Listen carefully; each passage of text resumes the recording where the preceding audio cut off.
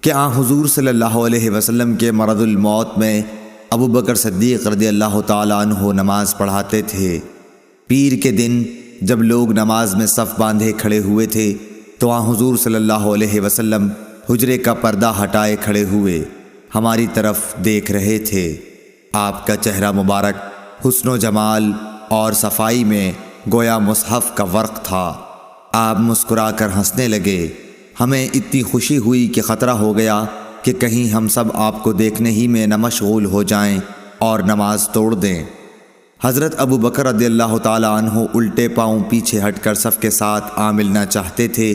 انہوں نے سمجھا کہ نبی صلی اللہ علیہ وسلم نماز کے لیے تشریف لا رہے ہیں، لیکن آپ نے ہمیں اشارہ کیا کہ نماز پوری کر لو۔ پھر آپ نے پردہ ڈال دیا۔ بس حضرت صلی اللہ علیہ وسلم کی وفات اسی دن ہو گئی۔ اِنَّ لِلَّهِ وَإِنَّ